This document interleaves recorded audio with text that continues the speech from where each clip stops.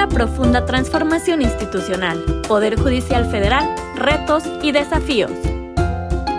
Como ponente, maestro Arturo Guerrero Zazueta. Como moderadora, magistrada Dalila Quero Juárez.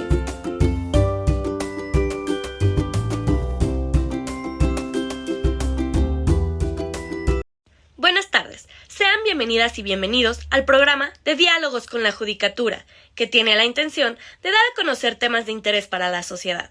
En esta ocasión hablaremos sobre una profunda transformación institucional, Poder Judicial Federal, retos y desafíos. La moderación del evento estará a cargo de la magistrada Dalila Quero Juárez, subdirectora nacional en JUFET, a quien de manera respetuosa le cedo el uso de la palabra. Buenas tardes, magistrada. Buenas tardes, muy buenas tardes, audiencia. Gracias por acompañarnos una vez más en este programa de Diálogos con la Judicatura, un programa de la Asociación Nacional de Magistrados de Circuito y Jueces de Distrito, Asociación Civil.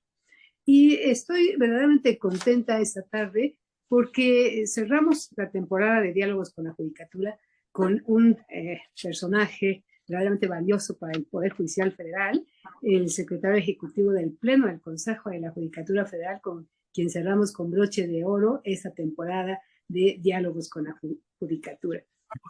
Permítame presentar al maestro Arturo Guerrero Zazueta. Él es abogado por la Escuela Libre de Derecho y máster en Argumentación Jurídica por la Universidad de Alicante.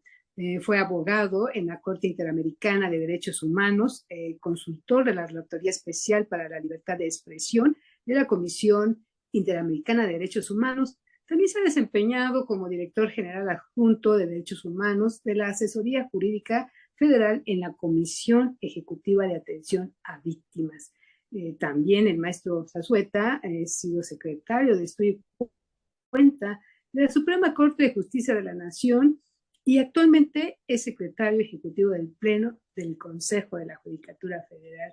Pero además, el maestro también realiza actividad académica en su muy apretada agenda. Él es muy versátil, es profesor titular de decisiones relevantes en el Sistema Interamericano de Derechos Humanos, en la maestría de Derecho Constitucional y de Derechos Humanos, en el Diplomado de Derecho Penal, ambas dentro de la Escuela Libre de Derecho.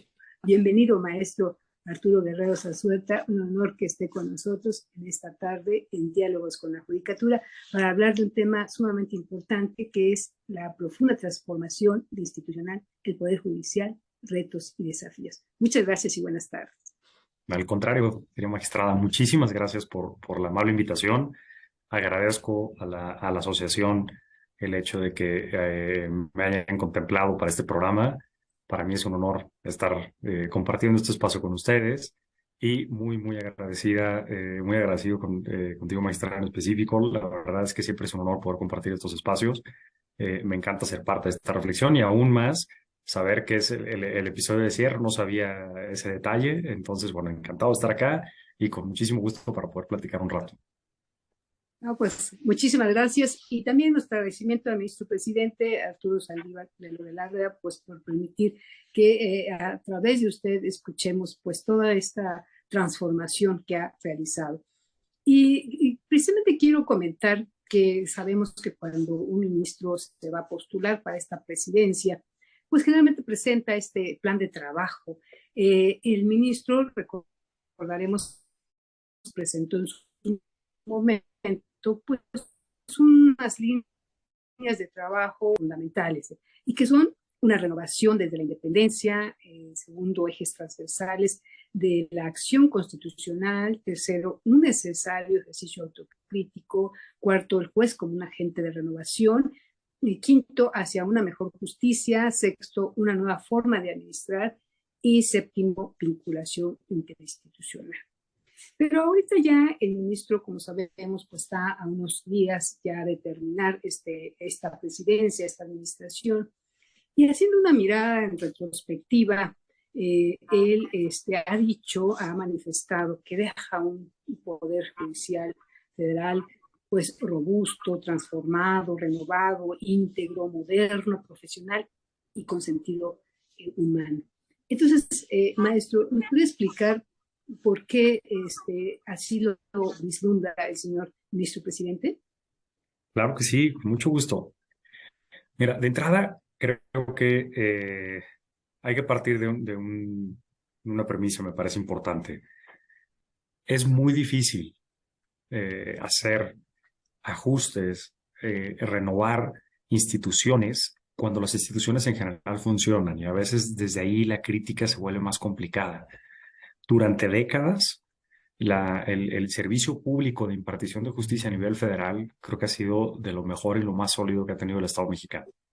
Entonces, ha sido el Poder Judicial de la Federación una institución robusta, fuerte, que llena de orgullo a quienes integran sus filas y que ha estado ahí para la sociedad tradicionalmente.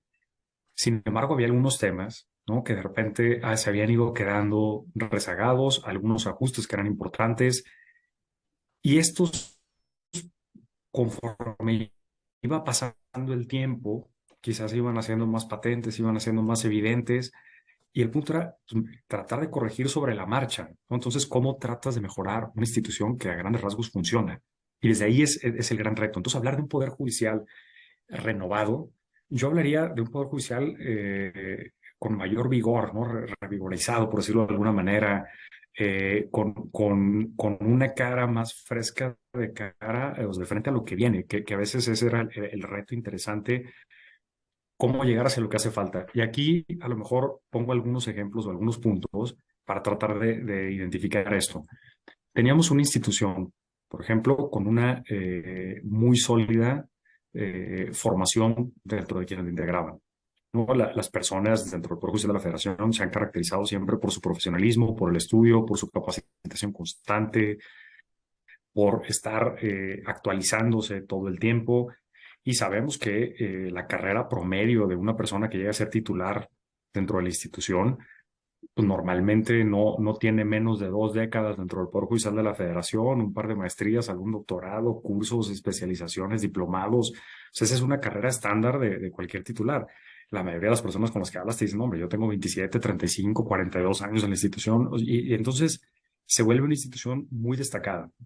Y entonces aquí uno de los temas centrales es en el Poder Judicial de la Federación, pues la carrera judicial, ¿no? Es fundamental, ¿no? Y cuando volteabas a ver la carrera judicial, te dabas cuenta que la carrera judicial tenía todos los escalones, ya estaban, no se inventaron. No se llegó a inventar el hilo negro. Los escalones estaban, pero no necesariamente se conectaban. Y luego veías cómo se daban los procesos para subir, y ahí había algunos temas interesantes. Entonces, lo primero fue, vamos conectando los escalones de la carrera judicial. Vamos asegurando que para llegar a convertirte en actuario o actuario hayas pasado por ser oficial. Y para ser secretario o secretario tengas experiencia en los 2 cargos previos. Y entonces sí, quienes concursen hayan pasado por los distintos peldaños. Pero ¿cómo lo hacemos? Pues vamos a hacerlo a través de estas listas que ya existían, pero dándoles esta fuerza vinculante sin excepciones. Oye, pero es que sin las excepciones te pierdes de gente. No. Vamos logrando que las personas se mantengan y vamos garantizando el ascenso constante. Oye, pero pierdes de vista a las y los titulares. No, vamos involucrándoles en la formación. Son el activo más fuerte que tiene la institución. Vamos involucrándoles en este proceso, como con tutorías, con los que están encargadas de las extensiones, que se encarguen de evaluar a las personas. Entonces las empiezas a involucrar en conjunto con la institución y entonces vas logrando que los perfiles de las personas que van egresando sean perfiles mucho más robustos. Y esto nos lleva al otro punto. ¿Qué es lo que se prioriza dentro de la institución al momento de formar a la gente? ¿Qué es lo que se prioriza en la institución al momento de seleccionar a la gente? ¿Qué tipo de preguntas, qué tipo de cursos, qué evaluaciones en los exámenes? Que no solo sean conocimientos, qué habilidades quieres que desarrollen, ¿no? Entonces, ¿qué tipo de pruebas vas a tener para seleccionar a una persona que es magistrada o magistrado? Brincó mucho, por ejemplo, un tema cuando fue el primer concurso ya con la reforma para magistradas y magistrados. Y les daban las preguntas, les daban los temas, temas desde antes, para que los prepararan. Y yo escuché a alguna persona que decía, oye, pero te está regalando el examen. Y yo decía, a ver, ¿qué se parece más a la vida de un magistrado o magistrada al día cotidiano? Que tú llegues a algún lugar y 3, 7 personas extrañas te empiezan a preguntar de todo el ordenamiento jurídico mexicano, de todo lo que es derecho positivo en México, o que lleves un asunto preparado y discutas con tus pares en una sesión sobre ese asunto. Me parece que lo segundo se parece mucho más. pero lo primero es lo tradicional. Entonces, el ver cómo empiezas a hacer estos ajustes, y esto lo desarrollo porque es uno de los que generó más ruido y que realmente está en el corazón o la columna vertebral de la institución. Y de ahí vamos a muchas otras.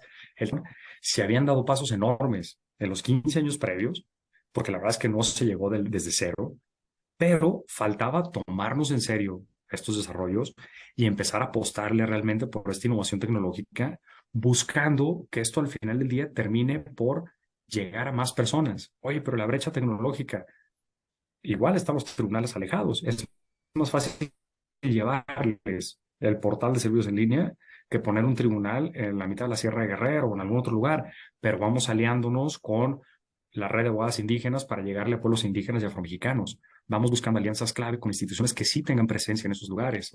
Vamos haciendo capacitaciones para las personas y empezamos a ver un porcentaje de aumento muy interesante, no solo en los asuntos ya este año, sino en el porcentaje de aquellos que van llegando desde el portal y así sucesivamente. Entonces es aprovechar lo que eran las fortalezas de la institución para con esas mismas fortalezas empezar a hacer frente a las propias críticas que tenías al interior de la institución. Entonces, creo que ese poder judicial renovado tiene que ver con tomarse en serio todo el andamiaje que teníamos y comprometernos con eso y llevarlo mucho más allá. Oye, empezar a transparentar los pequeños espacios que quedaban de opacidad.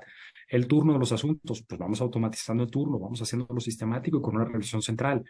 Las notificaciones, que si se hacen, que si no, vamos generando sistemas para monitorear notificaciones, vamos a hacer esto de la mano de una institución renovada, echar a andar la reforma laboral, etcétera. Entonces creo que, en resumidas cuentas, esa es la forma en la que me parece que desde las líneas de trabajo del ministro presidente y con las distintas integraciones del Pleno, porque también hay que recordar que la primera parte de la administración se da con una integración del Pleno, que era la que venía trabajando con el entonces ministro presidente Aguilar Morales, y luego cambia la integración del Pleno. Entonces, ha habido dos integraciones a grandes rasgos que han acompañado al ministro presidente en esta encomienda y que han sido quienes han sentado las bases de este profundo proceso de una transformación para, yo creo que no solamente era ir como hacia adelante, sino ir elevando el nivel, digamos, el estatus de la propia institución y dejarla en un mucho mejor lugar, con mayor legitimidad, con procesos competitivos más fuertes, más transparentes,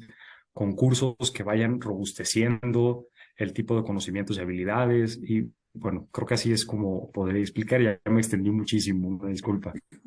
No, sin duda, sin duda, lo comenta muy puntualmente porque todos nosotros los que trabajamos en el Poder Judicial, desde los distintos ámbitos y desde los distintos puestos y categorías, pues hemos sido testigos de esta transformación, incluso hemos estado involucrados en esta transformación porque pues toda esta normativa que actualmente nos rige y además un punto muy importante que me gusta esta tecnología, este avance tecnológico que vivimos y que quizás la pandemia, como muchas veces lo dijo el ministro, nos empujó a adentrarnos a este mundo del teletrabajo, que eso antes se veía solamente en las caricaturas por ahí, pero de ahora de estas sesiones entre nosotros, los magistrados, había plataformas y que incluso puede estar presente el público, verdaderamente es un avance que me parece pues de primer mundo y creo que hay muchas cosas que celebrar y que agradecer.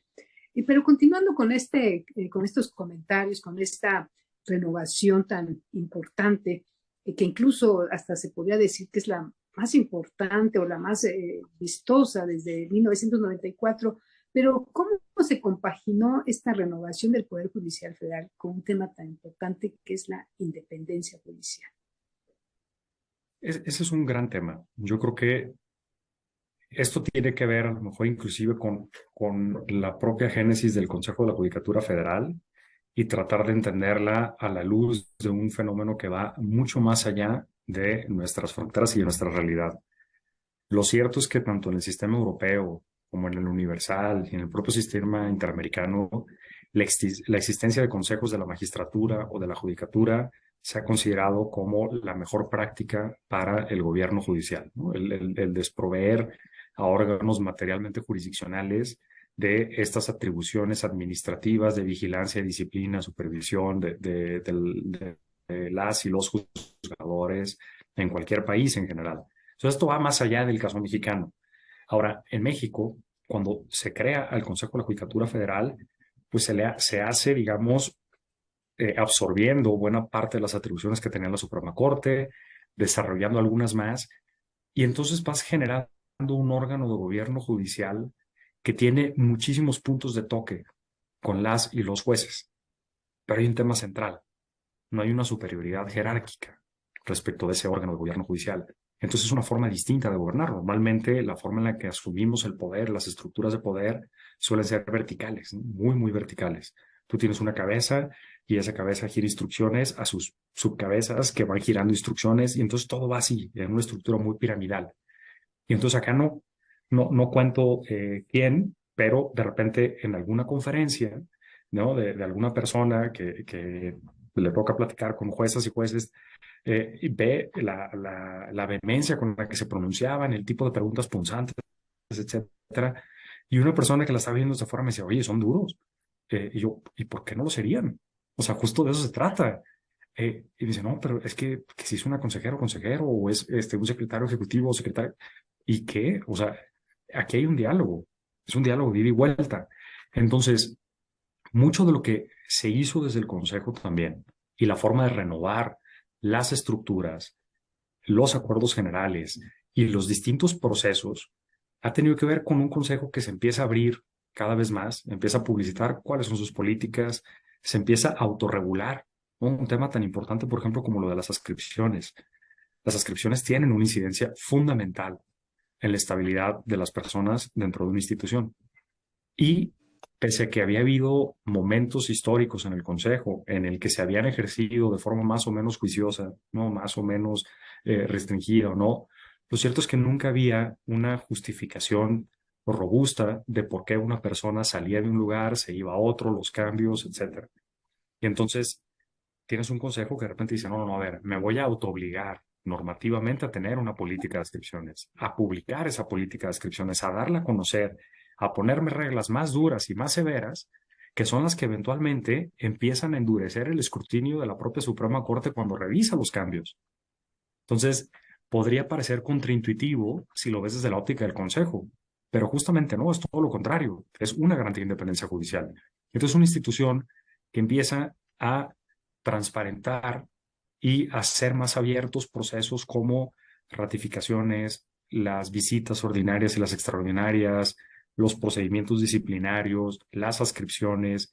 Y entonces empieza un funcionamiento distinto del órgano de gobierno judicial, con una comunicación distinta con las personas, ¿no? Generando este tema de dialogar, ¿no? De generar estos encuentros circulares, estas reuniones en las cuales platicamos de los temas, platicas con distintas áreas, y al final se tiene un diálogo nunca acabado, ¿no? Que continúa y continúa y continúa, y que nos va a trascender. Yo me iré de acá, espero que muchísimo tiempo, me estará algún día, a lo mejor tú, espero que no sea para nada pronto, pero nos iremos y la institución va a seguir. La institución es mucho más grande que nosotras, es mucho más grande que las personas. Entonces lo que tenemos que hacer es dejar esta institución con procesos bien definidos, muy claros, y que al final sean los que vayan robusteciendo el actuar de las personas. De modo que las personas sepan que decidan lo que decidan, actúen como actúen, saben que atrás tienen una institución que les respalda, que no te van a iniciar una investigación así de la nada, que no va a haber un procedimiento disciplinario sorpresa, que no te van a cambiar de descripción de la noche a la mañana al otro lado de la República así porque sí. Ese tipo de cosas son las que van fortaleciendo la independencia judicial. Cuando tú tienes a un órgano de gobierno, en este caso el Consejo de la Judicatura Federal, que se dedica a trabajar para tratar de darte las herramientas y las condiciones para que quienes están en la trinchera hagan lo que saben hacer mejor, que es lo que importa: impartir justicia y atender a las personas justiciables. Y de eso va esto. No, pues excelente, excelente. El fortalecimiento de estas bases, ¿no? Del consejo, de un consejo fuerte, robusto, independiente. Definitivamente eso es fundamental. Muchas gracias. ¿Y qué nos puede decir de cuáles fueron los valores en que se sustentó y caracterizó esta presidencia del ministro Saldívar? Yo creo que dentro de los valores ha habido uno que me parece importantísimo, que ha sido este ponerlo como una suerte de respeto renovado, digamos, por las relaciones al asumirlas con toda la seriedad. O sea, este tema de ir transparentando los procesos, de tomarlos en serio y de ir generando estos tramos de interacción, de responsabilidad, de forma muy contenida, muy bien definida. Entonces me parece primero eh, este fuerte, pero autolimitada. Luego, ya llevándolo a valores, digamos, trascendentales a la carrera judicial, creo que un valor fundamental ha sido el fortalecimiento de la meritocracia, que el mérito en la institución siempre fue importante, siempre lo ha sido. Desafortunadamente no siempre había sido suficiente. Entonces el tema es cómo le vamos haciendo para que el mérito sea este eje rector en la que en términos de igualdad las personas puedan ir avanzando dentro de la carrera judicial, puedan continuar accediendo a cargos públicos, puedan competir, puedan concursar y vayan a ver satisfechas sus pretensiones a partir de criterios objetivos. Otro valor fundamental ha sido la igualdad en términos sustantivos. Por supuesto que la igualdad de género como uno de los ejes más relevantes de toda la política institucional, que tiene cuando menos 3 ejes distintos y cada uno con múltiples líneas de acción que han buscado mejorar las condiciones de trabajo para que mujeres y hombres también con labores de cuidado se sientan en términos pues, mucho más fuertes, que puedan compatibilizar su desarrollo personal, familiar con su vida profesional. Una institución que busca abrir espacios para que las mujeres lleguen a donde tienen que llegar, que aquí el tema creo que se podría resumir de forma muy sencilla. ¿Hay o no hay mujeres capaces de llegar a esos puestos? Claro que las hay. Y entonces, si las hay, ¿por qué no llegan? Pues si no llegan, algo teníamos que hacer diferente. Entonces, empezar a asumir eso, pero además entender que este quehacer institucional tenía que proyectarse afuera de la institución. Entonces, todos los temas de capacitación, sensibilización, los manuales, los protocolos, todo este trabajo muy robusto para tratar de llevar esto más allá de la institución, pero viéndolo en distintos fines. Yo creo que estos 3 ejes, ¿no? Este compromiso con la independencia judicial, la transparencia, el tema de la igualdad de género y este fortalecimiento al mérito en términos de igualdad de oportunidades. Creo que serían los 3 temas más relevantes.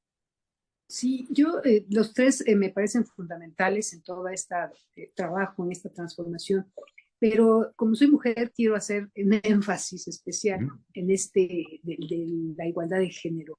El ministro se ha pronunciado como un aliado de las mujeres, se ha autonombrado precisamente, pues incluso un protector, ¿no? De todos los derechos fundamentales de las mujeres, ha dicho que apoya la lucha, que sus voces sean escuchadas, las voces de las mujeres, para que los reclamos sean satisfechos, dice, hasta que la igualdad y la erradicación de la violencia sea una realidad, hasta que la dignidad se haga costumbre. Creo que esta frase ya se volvió icónica del ministro, de decir hasta que la dignidad se haga costumbre. Eso me gusta mucho. Creo que muchas mujeres en el Poder Judicial, si no es que todas, lo agradecemos infinitamente, gracias a todas estas políticas y acciones afirmativas que se han hecho desde el interior del Consejo de la Judicatura Federal bajo su liderazgo, pues han permitido este aumento de mayor número de jueces y magistradas.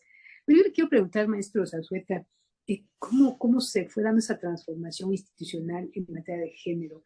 ¿Qué aspectos fueron los que decidieron al ministro apoyarnos y precisamente convertirse en ese líder que ahora tenemos en este tema? Pues aquí lo cito a él, ¿no? Él mismo dice, parte de su equipo, de sus secretarias, le fueron ayudando a deconstruirse, a ir encontrando nuevas formas de vivir las masculinidades, nuestras masculinidades disidentes o divergentes, el empezar a entender el papel que tienen las instituciones con la igualdad y asumiendo que el compromiso va no solamente en función de lo que dices que haces, sino de lo que haces, ¿no? O sea, no es lo mismo dictar una sentencia en términos de igualdad de género, ¿no? O que aborde algún tema con análisis con perspectiva de género, un tema de divorcio incausado, algún tema de guardia y custodia, etcétera, si al interior de tu propio equipo de trabajo no lo implementas. Y entonces cuando llega al consejo, ¿no? Cuando llega a la presidencia del Consejo de la Judicatura Federal, empieza a plantear estos temas de manera completamente frontal, ¿no? Y el estándar internacional, el estándar interamericano dice hay que adoptar medidas agresivas para resolver esta situación. ¿Hasta cuándo? Pues hasta que sea necesario. Hay instituciones que tienen, por ejemplo, programas en los cuales mientras tú te mantengas dentro de un equilibrio 60-40, no entran en vigor las reglas de paridad. El momento en el que se rompe, empiezan a entrar estas reglas. Estamos acercándonos, pero nos falta para llegar allá. Y entonces era empezar a identificar algunos rubros, algunas tendencias, y la tendencia era muy interesante. En el peldaño inmediato inferior al de juezas y jueces, tú tenías prácticamente integración paritaria en secretarias y secretarios. Era un 50 y tantos, 40 y tantos, muy cerquita de la paridad. Pero cuando te ibas a juezas, llegaban al 23%, y cuando te ibas a magistradas, se reducía al 18%. Oye, pues, ¿qué está pasando ahí? Y entonces, platicando con la gente, escuchando a las personas, viendo algunos diagnósticos, es que el problema a veces es la adscripción. El problema a veces es la integración colegiada y la forma en la que se van dando las dinámicas de trabajo. A qué hora sesionas, cuándo terminas, cuándo repartes los asuntos, cómo se hablan, cómo se dirigen la palabra, cómo hacen referencia frente al resto del personal, qué tipo de comentarios se hacen, qué materiales se comparten. Hay muchas cosas que inciden en eso. O sea, el tema no es nada más hacer concursos. Yo puedo hacer todos los concursos que quiera exclusivos para mujeres, pero si ninguna se inscribe, al final no llega a nada. Entonces, ¿qué tienes que hacer para que se inscriban? Y entonces empiezas a trabajar en tres grandes ejes. El primero siempre había sido el más evidente, que es el de capacitación y sensibilización. Siempre se han hecho cursos. Hay que ver quién da los cursos, cómo se miden, qué impacto tienen, cómo se concatenan, por qué ese curso y por qué no otro. Hay todo un tema que se trabajó también. Pero los otros dos ejes, el cómo le hago para mejorar el entorno de trabajo de modo que quien concurse, quien avance, quien participe, sepa que está en un lugar que le va a permitir continuar desarrollándose, que no le van a meter el pie, que no le van a jalar la bolsa, que no le van a jalar el cabello mientras avanza, ¿no? Porque pues el tema es ese. Oye, pero es que la institución siempre ha sido paritaria, siempre ha tenido reglas neutrales. Entonces, entrar los resultados no lo reflejaban así. Entonces, algo estaba pasando. Entonces, ¿qué es lo que estaba pasando? ¿Y cómo hacerle? Y entonces, lo difícil está justamente en identificar estos problemas que a lo mejor están más arraigados de forma estructural, la política de ascripciones, y se ve el tema de labores de cuidado, no esas ascripciones preferentes a las mujeres, que esa ha sido una crítica que he escuchado de repente. Oye, pero es que le dan ascripciones a las mujeres y los hombres. No, no es cierto. Es para quienes desempeñan labores de cuidado. El tema es que desproporcionadamente son más las mujeres. Entonces, claramente han sido más las mujeres que han estado en esa hipótesis, pero aplica a hombres y mujeres. El tema de combate al acoso sexual, por ejemplo, crear una unidad, generar acompañamiento para las víctimas, darles acceso a recursos de los fondos del Consejo de la Judicatura para atención psicológica, ginecológica, psiquiátrica, para gastos de traslado, el modificar el procedimiento disciplinario de modo que no sea solamente punitivo, sino que tenga un enfoque restaurativo. La unidad está por presentar un protocolo para atender casos de violencia sexual, el considerar cambios de adscripción en ciertos momentos cuando las personas pudieran estar en peligro dentro de un entorno de trabajo. O sea, todo eso es parte de uno de los ejes. Cambiar el lenguaje incluyente, lo que no se menciona no existe. Percepción es realidad al final del día. Y se los digo a mi hija. O sea, yo le digo a mi hija de algo en términos femeninos y se proyecta a ella, pero si no, se excluye de la ecuación y lo he platicado con ella, me lo ha dicho en ejemplos. Hay casos en unas elecciones en Puebla, cuando se cambió el lenguaje a gobernador o gobernadora, subió la única mujer en la contienda inmediatamente en las preferencias electorales. Parece que es menor, pero ahí está. Todo el tema de lactancia digna. Existían las salas de lactancia, sí, pero había que hacer un censo para ver cuáles sí funcionaban, equipar las que no, darle el respaldo normativo. El tema de licencias de maternidad y las de paternidad. ¿Por qué las de paternidad? Para que los hombres vivan su paternidad, sí, pero también para que las mujeres no tengan la desventaja de que como son las únicas que gozan de esas licencias, en ciertos momentos a lo mejor se las brincan o no las prefieran para seguir ascendiendo. Y entonces empiezas a igualar la cancha. Y entonces sí, vemos el tema de los concursos. Y empiezan concursos exclusivos o concursos con reglas paritarias para dar estas medidas agresivas a las que hace referencia el Comité CEDAW o a las que hace referencia el MESECBI en el contexto de la Comisión General de Pará. Y entonces sí empezamos a trabajar en eso. Pero si no tratas de equilibrar la cancha, olvídate. Oye, ¿sigue habiendo casos? Por supuesto que sí. ¿Y cuándo se va a acabar? Me encantaría pensar que en algún momento, pero no lo veo para pronto y hay que seguir trabajando y esto es de todos los días. Y ese ha sido el compromiso del ministro presidente, ¿no? Cuando se define como este aliado en las causas feministas, ¿no? En los distintos feminismos, cuando el ministro presidente dice, hasta que la dignidad se haga costumbre, sabe que la lucha es compleja y se ha dado y la verdad es que hay que reconocerlo con un consejo muy sólido en eso, ¿no? Un pleno que ha estado trabajando incesantemente por eso.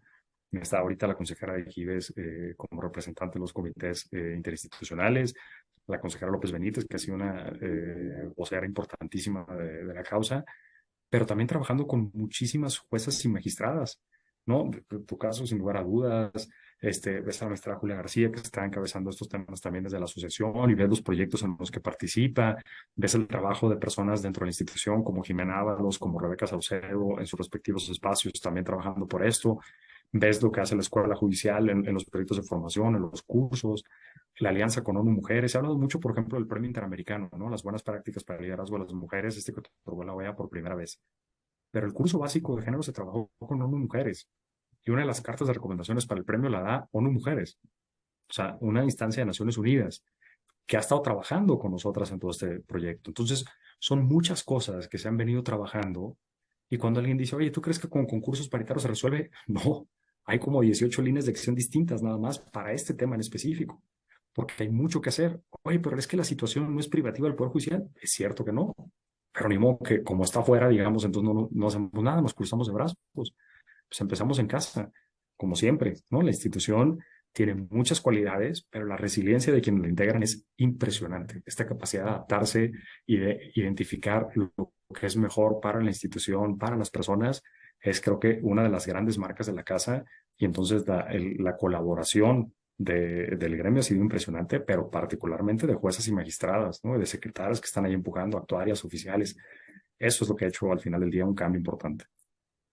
Sin duda, desde mi perspectiva, un gran acierto que ha favorecido pues a pues, todas las mujeres del Poder Judicial, desde tener esta posibilidad y romper esos techos de cristal y esos pisos pegajosos, en fin, y seguir avanzando en esta carrera. Pero retomando un poquito ya nuestro tema en general de los jueces y magistrados, sabemos que son la cara de la justicia federal, de la manera como desempeñamos esta función y la percepción que de nosotros tiene la sociedad, la ciudadanía, pues va a depender en buena medida del prestigio de la institución del Poder Judicial Federal. ¿Cómo se estructuró por parte de la presidencia, el ministro Saldívar, cómo se estructuró y logró hacer un nuevo perfil de juzgador? ¿Cómo se fue analizando todo este tema para lograr un nuevo perfil? Yo creo que aquí hay varios puntos, a lo mejor es una estrategia en distintos niveles, que además es una estrategia complicada de aterrizar o de materializar, y a lo mejor primero me salgo del tema y luego regreso. Yo me acuerdo en una ocasión platicando con mi hija en kinder, ¿no? Cuando estaban viendo quiénes eran trabajadores y trabajadoras esenciales. Le tocó estar en Estados Unidos por el trabajo de su mamá un tiempo, entonces estamos allá viendo proyectos y tal, y entonces decían pues bomberos, policías, médicos, jueces, y ahí platicaban de eso. Y dices, es que acá, ¿en qué momento entiendes qué hace un juez o una jueza? Y esto tiene que ver con un desconocimiento que va mucho más allá de la institución de entrada, ¿no? No hay una cultura de la legalidad, una cultura de derechos. Solemos tener encuentros muy desafortunados y a veces desde la desconfianza con las autoridades y con las instituciones en general. Esto va más allá del Poder Judicial de la Federación. Ahora, cuando ya empiezas a entrar en contacto con el Poder Judicial de la Federación, pues entrar los problemas están en distinguirlo de una fiscalía, de jueces y jueces locales, de tribunales administrativos, de tribunales agrarios, militares, etcétera. Entonces, hay muchas cosas que escapan quizá de lo que nos corresponde en términos estrictos. Sin embargo, pues hay que empezar a trabajar en eso. Entonces, ¿cómo se trabaja en eso? Ha habido muchas estrategias distintas que tienen puntos de contacto. Está, por ejemplo, este proyecto hay dos proyectos que encabezó la Corte que creo que son muy relevantes, o tres inclusive. Uno de ellos, el de el superpoder de la justicia, ¿no? El empezar a desarrollar cómics, historietas, historias un poquito más gráficas para tratar de llegarle a personas que no terminan de cerrar su proceso de formación fuerte, ¿no? Este proceso nuclear, ¿no? De llegar a la médula de las personas conforme van creciendo y atajarlas en un momento en el que todavía puedes generar impacto. El empezar también con este programa de un juez, una jueza en tu vida, que tiene un alcance limitado, no es que le llegó a todo el mundo, pero son como 800,000 personas, una cosa así, pero era ir a los estados y hablar con comunicadoras y comunicadores, con gente de las universidades autónomas, públicas, locales, con empresarios y empresarios locales, y hablarles de sentencias relevantes en esa entidad federativa para que vieran cómo una decisión jurisdiccional había impactado a la forma de vivir, de organizarse en ese lugar en específico. Y entonces empezar a hablarles ahí a ellas y a ellos de algo que les importara a ellas y a ellos, pensando en que estas personas van a replicar, porque estas son las personas que cubren las noticias judiciales, son las personas que comunican sobre los amparos, son las personas que van a dar clases, son las personas que van a diseñar políticas, son las personas que van a platicar en foros. Entonces necesitas tener como megáfonos, ¿no? Personas que vayan a replicar el mensaje. Entonces fue un ejercicio muy interesante de hablar en otro canal.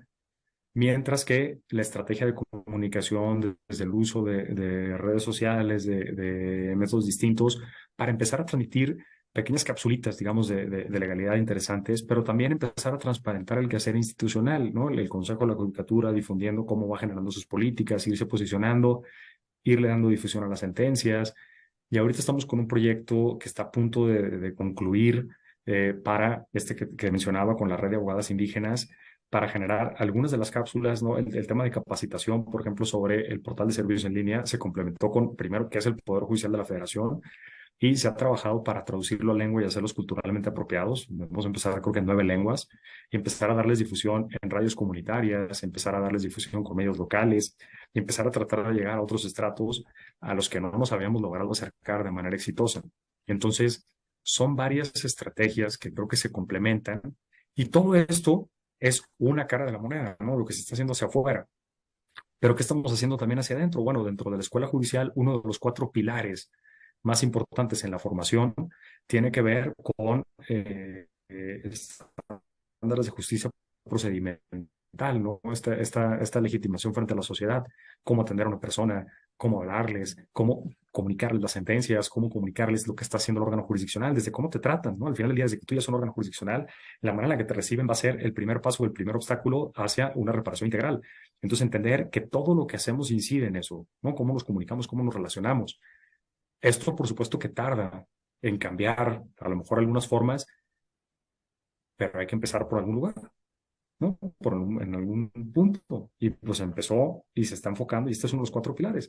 Ahí hay varios programas, varios proyectos, algunos salieron de diálogos con la asociación y con jueces y jueces. El consejero González Bernabé, por ejemplo, ha estado viendo justo estos temas, ¿no? Con mucho ahínco, con mucho énfasis, complementando el quehacer de la escuela. Entonces, creo que son varios ejes, ¿no? El hablarle a personas en un momento distinto al de la formación universitaria o de personas ya especializadas, el de hablarle a la gente especializada e ir divulgando la cultura jurídica con buscadores, con publicaciones como las del Centro de Estudios Constitucionales, con cursos, y el empezar a formar a la gente al interior o a complementar esa formación con este eje importante de justicia procedimental. Sin duda ha sido un gran trabajo y es muy importante que nosotros, ahora se habla de un juzgador ya sensible, ¿no? A la realidad social, a los derechos humanos, y definitivamente esto nos da legitimación a la sociedad para posicionarnos y nos reconozcan precisamente como parte de ellos. Y esta actividad del juez en tu vida pues fue muy favorecedora para que las personas conozcan nuestro trabajo. Siempre se ha dicho que nosotros hablamos a través de nuestras sentencias, pero sin duda una ayuda de esta naturaleza pues nos cae muy bien para que realmente las personas sepan qué hace un juzgador, qué resuelve, cómo le ayuda en su vida ordinaria nuestras decisiones. Y eso pues fue muy importante. Pues muchas gracias por esta gran acción. Ahora tocando, y precisamente hablando de los juzgadores, tocando pues un tema, pues sí, difícil, álgido, yo estoy segura que la mayoría de nosotros en el Poder Judicial pues somos gente honesta, gente trabajadora, gente dedicada. Sin embargo, desafortunadamente, a veces, en ocasiones, se habla de, o existe este tema de nepotismo, corrupción. ¿Cómo fue la estrategia del ministro para combatir estos males que desafortunadamente en ocasiones existen? ¿Y cuáles fueron sus retos y desafíos de él para combatir estas problemáticas que se detectaron en algunos lugares? Aquí creo que lo primero fue hablar de ello. Nos empecemos por mencionarlo, por nombrarlo, por visibilizarlo y por identificarlo. Por supuesto que como toda la autocrítica, siempre es complicada y cuando se asume seriamente, pues muchas veces duele, incomoda, pero a partir de ahí surgen áreas de oportunidad. Entonces, buena parte de lo que se hizo en términos de carrera judicial parte de este plan integral de combate al nepotismo y de entender dónde estaba el problema. Entonces, el punto no era si las personas tenían mérito para ascender en la carrera judicial. Yo ese tema, por ejemplo, lo resumiría a una pregunta también. ¿Por qué esa persona y no otra? Así de sencillo. Y entonces, ¿por qué entró esa persona y no otra? No, pues es que la conocía porque es amigo de mi primo, porque es mi hermano, porque es mi no sé qué. Y lo platiqué una vez con un amigo que me hacía una crítica, así no habíamos exagerado, un muy buen amigo de hace muchos años. Y, y me dice, por ejemplo, mi hermano y tal, y me empieza a contar, y dije, bueno, ¿cómo entró tu hermano? Dice, bueno, yo lo recomendé. Y ¿por qué a él y no a otra persona? Digo, no sé, pues porque era mi hermano. Y digo, exactamente. No, al final del día estamos hablando de acceso igualitario a cargos públicos, ¿no? Al final del día estamos en una institución estatal cuyos salarios se pagan con impuestos, ¿no? Y con recursos del Estado mexicano, y hay un derecho de acceder en condiciones de igualdad a cargos públicos. No es un despacho, no es un tema de iniciativa privada. Entonces, ¿dónde está el problema? El problema no está en si la persona tenía o no méritos. El tema es quién se pudo haber quedado afuera. Ah, bueno, pues vamos transparentando los puertos de entrada y los mecanismos de selección.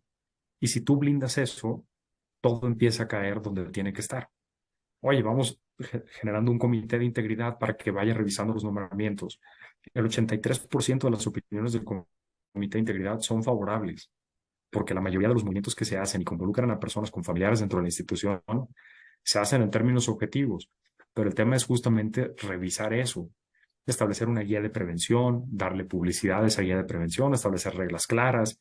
No había regulación. Naciones Unidas había señalado esto como un problema desde 2012. El sistema interamericano se había mencionado también y hasta 2019 no había una regulación sobre el tema. Entonces, de entrada, regulémoslo, ¿no? O sea, mencionémoslo, identifiquémoslo, regulemos el tema, adoptemos algunas medidas para transparentar procesos. En tema de corrupción, igual, es identificar cuáles son los espacios de opacidad. Y esto iba tanto a lo jurisdiccional como a lo administrativo. En lo jurisdiccional, por ejemplo, a lo mejor el turno de los asuntos. Llegamos por ahí a identificar algunos asuntos que si había algún cuestionamiento, porque no necesariamente es el tema de que la jueza o juez se haya prestado a o haya aceptado algún intercambio a cambio de. A veces es tú sabes que tal persona tiene un X criterio y cómo diriges el asunto para allá. Ah, pues bueno, vamos generando un sistema automatizado de turno con reglas claras al que no le puedas modificar si no tienes una autorización de oficinas centrales para estar supervisando esos espacios. Lo que decía de las notificaciones, por ejemplo, el que se lleven a cabo en términos de celeridad, con precisión, conforme a los formalismos que marca la ley.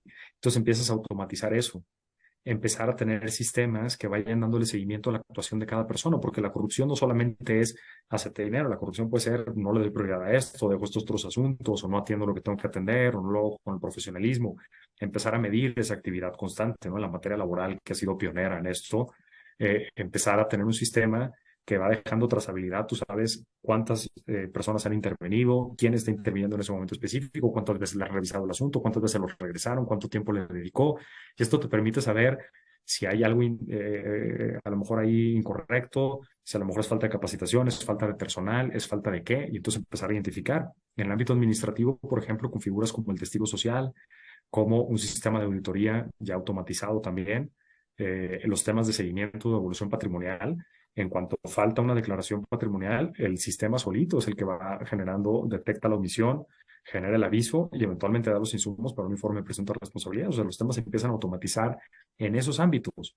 Y lo que vas haciendo es empezar a generar inercias favorables y positivas y transparentando y arrojando luz en los lugares que a lo mejor antes eran opacos. Y eso es lo que cambia todo, ¿no? Cuando tienes sombras de duda, arroja luz, transparenta, pon reglas claras. Y entonces va reduciendo estos espacios de sombra donde se pueden dar condiciones propicias para la corrupción. Y lo otro ha sido pues, combatirlo frontalmente, ¿no? Cuando se llegan a detectar casos, investigarlos, procesarlos y, de ser el caso, sancionarlos. Y en eso creo que en eso se ha resumido la estrategia. Sin duda, una estrategia bastante pues clara y se ha visto mucho trabajo en ese tema. Pero retomando también estos comentarios sobre, yo hablo en particular de dos instituciones que han sido parte del Poder Judicial, del Consejo de la Judicatura, que todos hemos crecido con estas instituciones, que son la escuela, antes Instituto de la Judicatura, ahora Escuela Federal de Formación Judicial, toda una estructura, una transformación, y también la Defensoría de Oficio. ¿Cómo fue esta visión del ministro de reestructurarlas, estas instituciones? ¿Cuáles fueron sus objetivos y precisamente sus retos para hacer estos cambios tan profundos en estos órganos de apoyo en el Poder Judicial Federal? En el caso de la escuela, era interesante el tema, porque tú tienes a una institución, antes el instituto, ahora la escuela, dedicada a la formación, actualización y a los procesos de selección de personal. Y entonces tú tienes una institución a la que le dedicas muchísimos recursos institucionales, con un personal robusto, al que titulares también le dedican su tiempo, ¿no? Porque tú tienes a personas encargadas de las extensiones de la escuela judicial, tú tienes a personas en los cursos básicos que le dedican, y tú sabes, en el curso básico de repente te toca esta semana y vas 2 horas diarias que le estás dedicando a ese grupo en específico, y esto multiplicado por las distintas sedes y por las distintas extensiones de la escuela. Entonces había un compromiso institucional muy fuerte con procesos que no necesariamente concluían. Tú tenías listas y esas listas llegaban a acumular 15,000 personas y esas 15,000 personas no necesariamente accedían a los cargos. Entonces era un desperdicio inclusive de tiempo y de recursos institucionales para algo que no terminaba de llegar a donde tenía que llegar. Oye, es que faltaba una mejor calidad de los cursos, es que los perfiles a lo mejor no salían del todo bien preparados porque les faltaba la vocación práctica, porque, bueno, entonces involucra titulares en las evaluaciones, entonces involúcrales en las tutorías, involúcrales en todo. Menciono esto desde abajo para irme un poquito más arriba. Ahora sí, el énfasis a nivel constitucional, cuando tú revisabas la regulación del Poder Judicial de la Federación a nivel constitucional, curiosamente el énfasis estaba en una facultad de titulares de nombrar y remover.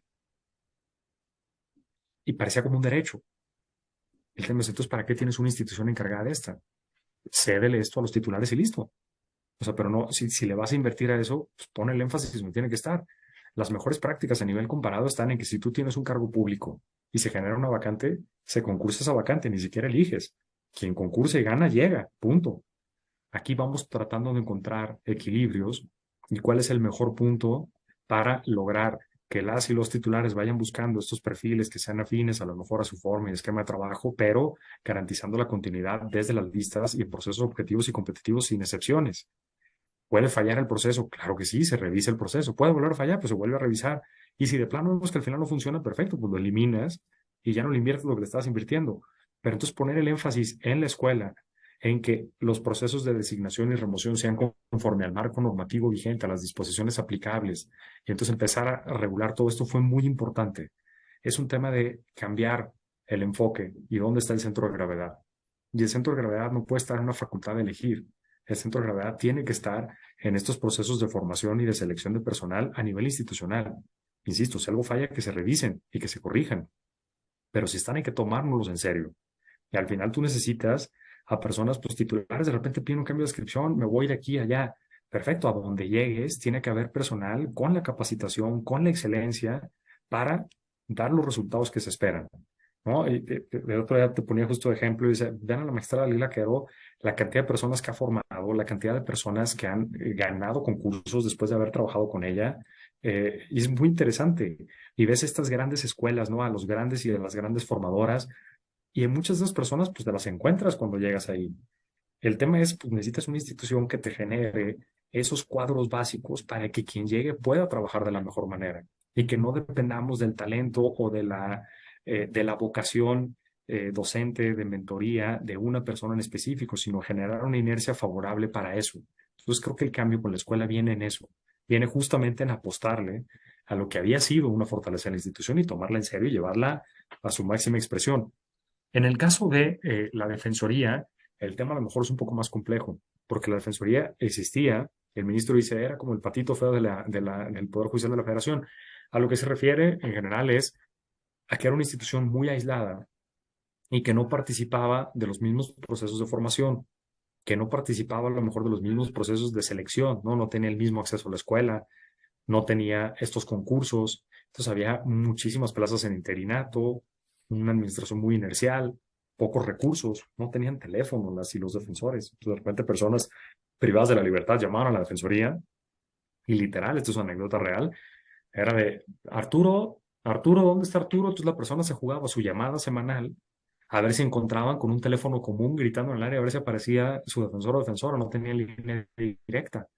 Entonces, empezando por ahí, tener estos call centers, ¿no? Un defensatel para canalizar toda la atención, darle los insumos a las y los defensores, cambiar los criterios de inscripción porque estaban muy acartonados y entonces necesariamente tenía que haber un X número de defensores y defensoras por centro de justicia, cuando tú tienes centros de justicia con muy poca carga de trabajo y tienes otros que se están cayendo.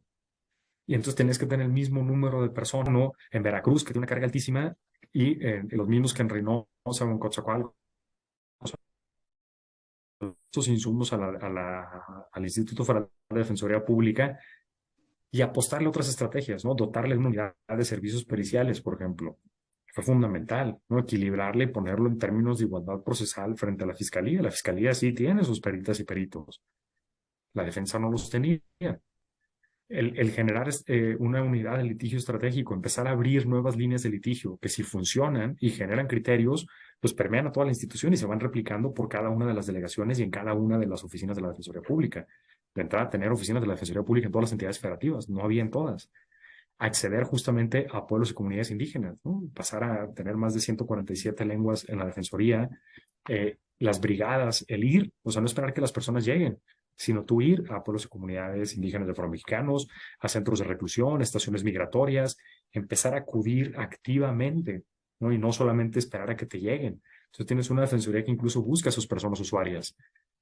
Esto, pues, implica modificaciones normativas, implica destinar recursos a la institución, ajustes de plantillas. O sea, ha sido un esfuerzo muy amplio, muy robusto y en el cual allí, además del ministro presidente y del pleno del consejo, pues también con un director de la Defensoría, el maestro Metzay Sandoval, ¿no? Con un enfoque muy interesante, muy entregado a la institución y con un equipo talentosísimo de personas que están en la Defensoría y con muchas defensoras y defensores espectaculares que te encuentras en las entidades federativas, ¿no? Asesoras y asesores también. Entonces, tomarla en serio, ¿no? Hasta un tema de discurso, ¿no? El hecho de que el discurso constantemente les vaya recordando la importancia que tienen, pues también creo que va generando este sentido de identidad y de pertenencia y de orgullo de pertenecer a una institución como el Poder Judicial de la Federación. Sí, yo celebro estas transformaciones de la Escuela Federal de Formación Judicial, pero yo hago un mayor énfasis en el tema de las defensorías de oficio, porque creo que es muy importante que sobre todo este efecto al justiciar, y que ese acercamiento, ¿no? a las personas que más lo necesitan, tratándose de las defensorías de oficio o igual tratando de los asesores. También en ese tema hay más apoyo a la comunidad. Incluso estas visitas que se han hecho a los penales también han sido fabulosos. Entonces yo creo que todo ese trabajo es muy loable, me agrada esta postura que se toma más enfrentando toda esta necesidad de la justicia social y de todos los grupos vulnerables. Y este tema del litigio estratégico pues es verdaderamente sensacional porque involucramos ya nuevos aspectos, ¿no? En las defensas y eso es maravilloso, no se queda en una defensa estática tradicional, sino va más allá. Inclusive, Eso, perdón, magistrada, pero una unidad, por ejemplo, para los casos de tortura, ¿no? El irlos atendiendo, sabemos que era un tema que instancias internacionales lo habían señalado como un problema estructural, lo dijo en su momento la Relatoría de Naciones Unidas, lo dijo el Grupo de Trabajo, nos lo dijo el Comité contra la Tortura, y durante mucho tiempo el tema había sido pues, negar la situación. No, es que no es cierto, no es cierto. A ver, vamos generando una unidad y una unidad que aborde estos temas centralmente, completamente focalizada y creo que lo decías muy bien, ¿no? Para llegar a quienes menos recursos, menos posibilidades y eso es igualar la cancha. Así es, sin duda. ¿Y qué nos puede comentar, maestro Zazueta, en el temas estos de implementación, ya la parte final en materia penal y pues casi todo lo que es la implementación laboral? ¿Cómo se vivió esta transformación? Me imagino que de mucho estrés, sobre todo del tiempo que se tenía y de la gran acción que se tenía que llevar a cabo en esta implementación. Pues mira, desde que llegué al consejo digo que duermo como bebé. Me despierto llorando cada 2 horas. Eh, ha sido un reto muy interesante porque han sido muchos procesos que corren en paralelo. Tienes una reforma penal en la cual, pues de entrada, para que tome carta de naturalización, con los cambios que implicó, con los ires y venires en la intersección entre nuevo sistema penal, juicio de amparo, nuevos criterios, instancias de revisión, etcétera, pues que continúa, ¿no? Nada más por mencionar algo, el llevar juezas y jueces de ejecución a todos los centros del país, que no había, el cambiar un esquema de juez audiencia a juez causa, el terminar de profesionalizar la administración de los centros de justicia, empezar a revisar los criterios de turno, ampliar las salas de audiencia, además el tema de las salas, justicia para adolescentes. Entonces, vaya, fue un reto importante y una unidad que se había pensado quizá como transitoria, pues bueno, continúa dentro de la institución porque es un proceso inacabado, complejo, pero bueno, va caminando y la verdad es que ha tenido resultados muy interesantes. En el caso de la reforma laboral, el reto era impresionante, porque en la reforma laboral, de entrada partíamos de cifras que nos daban otras instancias, nos daban las juntas, nos daba la Secretaría del Trabajo, pero que no necesariamente están conforme a los indicadores que han manejado el Poder Judicial de la Federación. Horas de audiencia, cuando no sabías cuánto van a durar las audiencias, pues no son como las penales, tampoco como las mercantiles. Pues cómo lo mides, cómo haces el cálculo. No sabíamos el porcentaje de éxito de la conciliación. Entonces había muchos factores en el aire. Y con eso asumir un reto de una reforma que además se debía implementar en 4 años y que el Poder Judicial de la Federación asumió a la par de las entidades federativas de hacerlo en 3. Entonces, eso en un contexto además de escasez de recursos, donde el presupuesto no necesariamente reflejaba el aumento de la carga de trabajo que nos estaba representando para la institución. Entonces, con todo esto encima, ha sido un esfuerzo monumental por tratar de implementar esta reforma. Eh, a la fecha tenemos ya más de 129 juezas y jueces y otras personas todavía pendientes en listas de reserva esperando inscripción conforme se vayan requiriendo nuevas y nuevos juzgadores en las distintas entidades con instalaciones, la verdad es que en general muy impresionantes, muy dignificantes para las personas que acuden a esta justicia, a esta nueva rama de la justicia del Poder Judicial de la Federación, con salas de audiencia que tienen mensajes interesantes, ¿no? No solamente esta infraestructura como la de las salas penales, sino tener a la jueza o juez al mismo nivel, tener a las partes en un auténtico esquema adversarial y de confrontación, desde cómo se acomodan las salas, ¿no? Tener estos espacios para conciliación, nuestra unidad de peritas y peritos. Y entonces empieza todo un proceso muy robusto que nos lleva a que actualmente ya haya entrado en vigor la reforma laboral en todas las entidades federativas, en todos los circuitos, que tenemos a jueces y jueces donde vienen de concursos, pero no solo ellas, sino todo el personal, todas las plazas vienen de concursos, cumpliendo además con un mandato de la reforma laboral que exigía darle oportunidad a personas externas, a personas que vinieran de las juntas específicamente, que van pasando al esquema del Poder Judicial de la Federación con este altísimo grado de exigencia, con este altísimo grado de profesionalismo, de actualización constante. Entonces es un reto mayúsculo. Y luego agrega el tema de la reforma judicial, ¿no? La transformación de tribunales unitarios de circuito, tribunales colegiados de apelación, con todo lo que representó, ¿no? Que ha sido, de entrada, pensemos que los tribunales unitarios de circuito tenían 3.022 personas y que los tribunales colegiados de apelación requerían de 1.900, o sea, más de 1.000 personas no iban a estar contempladas en este esquema. Y esto quiere decir que estas personas se quedan sin trabajo, que sobraban en la institución para nada. Es personal valiosísimo que se necesitaba en otros espacios. Y entonces todas estas personas se han ido ubicando en lugares donde se requería el trabajo, empezando por los centros de justicia penal federal, empezando por algunos tribunales colegiados, por algunos juzgados que no habían podido ser reforzados porque llevábamos años con partidas en cero para crear órganos o para fortalecer plantillas. Entonces, esto nos permite una reingeniería muy fuerte para llevar a las personas a donde se necesitaban. Entonces, órganos que habían tenido solo plazas temporales o que estaban arañando algún tipo de apoyo, por fin vieron este canal y al final en toda la implementación fueron 150 plazas de las 3.022 las que se trasladaron de una entidad a otra. La verdad es que es un número muy bajo.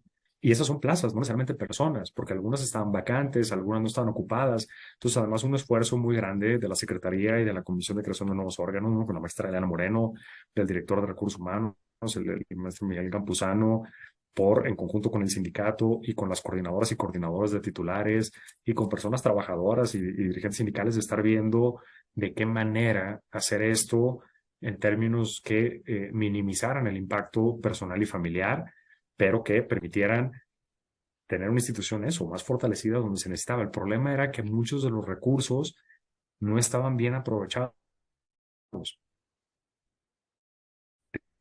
Éramos juzgados secretario, cuando a 2 horas de distancia tenían de 7 a 8 asuntos a la semana. En tribunales unitarios pasaba un poco lo mismo. Tenías de repente en una entidad federativa 9 o 6 tribunales unitarios cuando necesitabas un colegiado de apelación de carga alta o carga media. Y entonces, ¿esto qué quiere decir? Que tenías gente ahí quizá desaprovechada, pero que ahí mismo se necesitaba en otra área. Y entonces esto ha permitido tratar de generar este proceso a gran escala a nivel nacional para fortalecer donde nos hacía falta.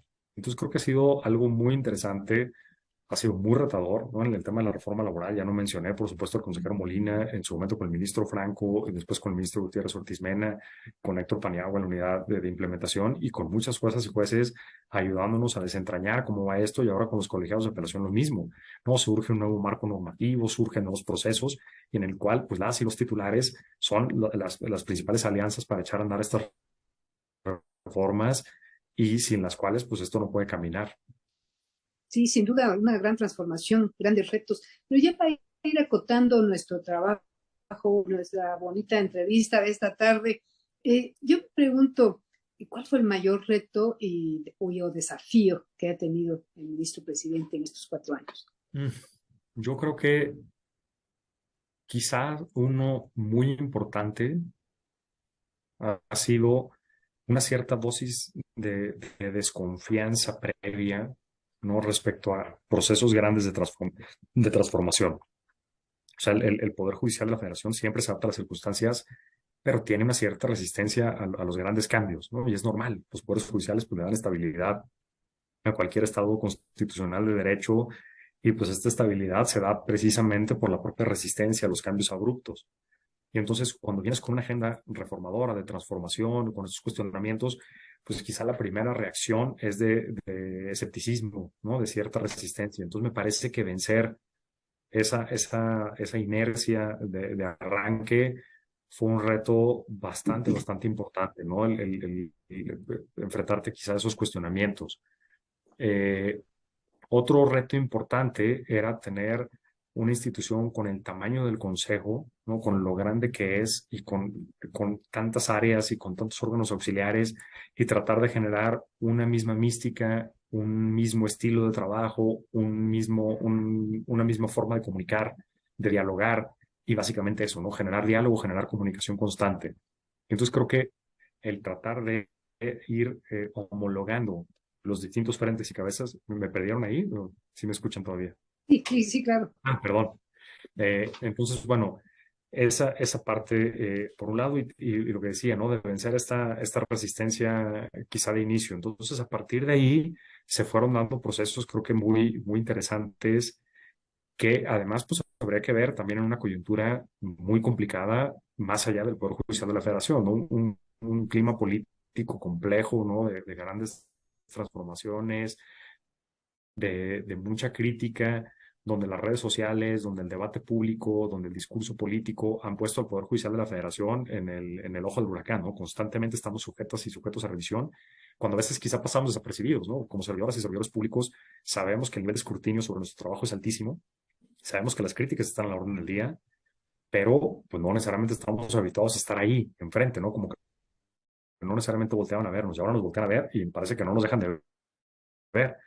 Entonces es constante este tema, y tú tienes pronunciamientos de todos lados, y lo que haces de un lado parece que pega del otro. Entonces el tener esta claridad, el ir con pasos de plomo, pero tacto de pluma, ¿no? El tratar de ir llevando las cosas poco a poco, pero con muchas cosas que hacer en un periodo muy corto de tiempo. La verdad es que 4 años se pasan en un abrir y cerrar de ojos, eh, pero es un periodo muy cortito de tiempo. Es muy complicado para hacer todo esto, ¿no? Continuar con la reforma penal, echar a andar la reforma laboral, echar a andar la justicia, la reforma al Poder Judicial, la reforma judicial, para las políticas de combate al nepotismo, la política de género, reforzar la defensoría, transformar la Escuela Federal de Formación Judicial, afrontar la pandemia, echar a andar la de justicia ya como una política transversal y frontal, mientras está este cuestionamiento constante, este clima político. Entonces fue una coyuntura muy complicada, y entonces, pues bueno, con eso creo que esos han sido los retos, ¿no? La coyuntura, la resistencia,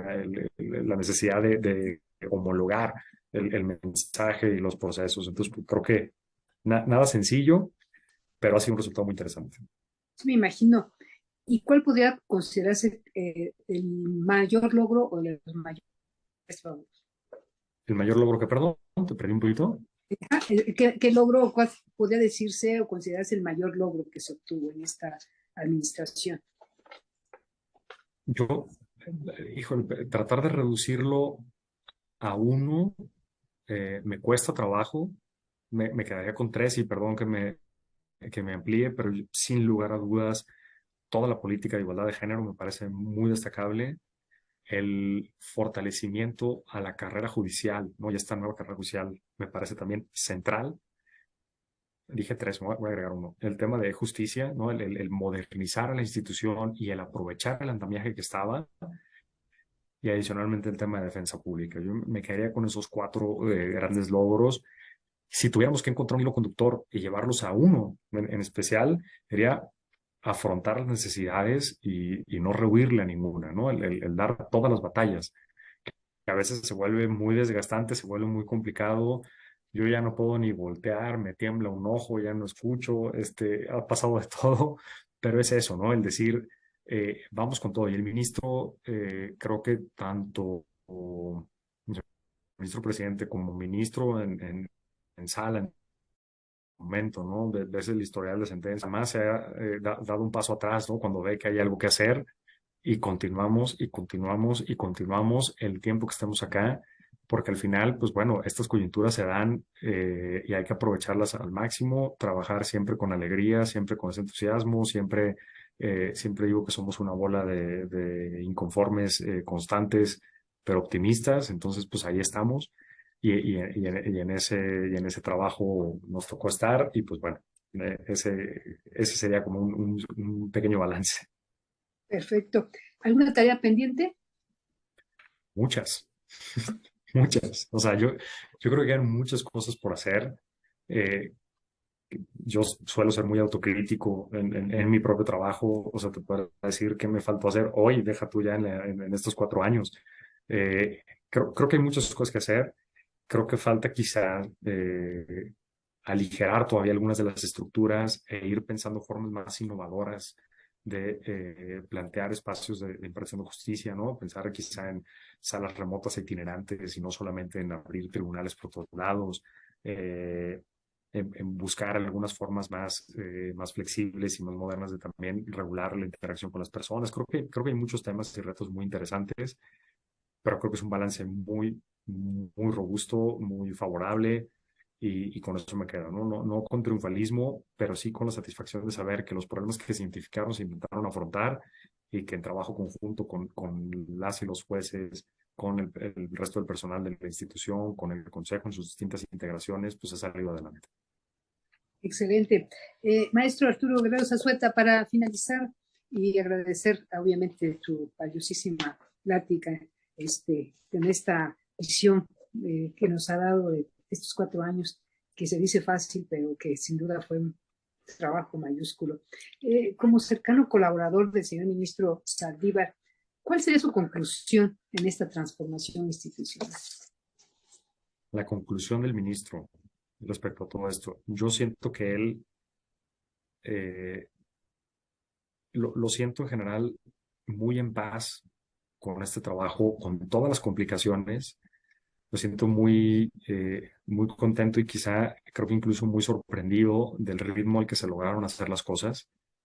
Creo que esperábamos muchos resultados, pero el ver a las personas al interior de la institución abrazando muchas de las políticas, algunas cuestionándolas y ayudándonos a mejorarlas, ayudando a revisarlas y con los alcances que ha tenido, ha sido impresionante. O sea, creo que el paso que tuvo como ministro de Sala, eventualmente a la cabeza del Poder Judicial de la Federación, fue un paso muy interesante y con todo el escepticismo que existía quizá en la previa, verlo materializado, verlo en reformas constitucionales, legales, en nuevos acuerdos generales, en nuevas formas de trabajar y entender la cotidianidad, en teletrabajo incorporado, este tema de labores de cuidado. O sea, creo que la conclusión que tiene es, sí dejamos un poder judicial fortalecido y dejamos muchas bases para que lo que venga continúe fortaleciendo aún más, ¿no? Este es un trabajo que no acaba y sabemos que viene mucho,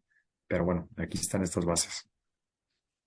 Pues muchísimas gracias, maestro Arturo Guerrero Zazueta, por haber estado con nosotros esta tarde en Diálogos con la Judicatura. Mi agradecimiento a usted, al ministro presidente, también un saludo por parte de la directiva de la JUFET, de todos nosotros, del magistrado Roilán Muñoz Alvarado, también envía este saludo y este agradecimiento a usted, al ministro presidente, a todos los miembros del Consejo de la Judicatura Federal, a toda la institución, y muchas gracias por todo este trabajo que se ha realizado en favor, pues, de nosotros y de los justiciables, sobre todo. Muchas gracias por haber estado con nosotros. Muchas gracias a todos por habernos acompañado. Gracias, maestro, una vez más. Al contrario, el agradecido soy yo.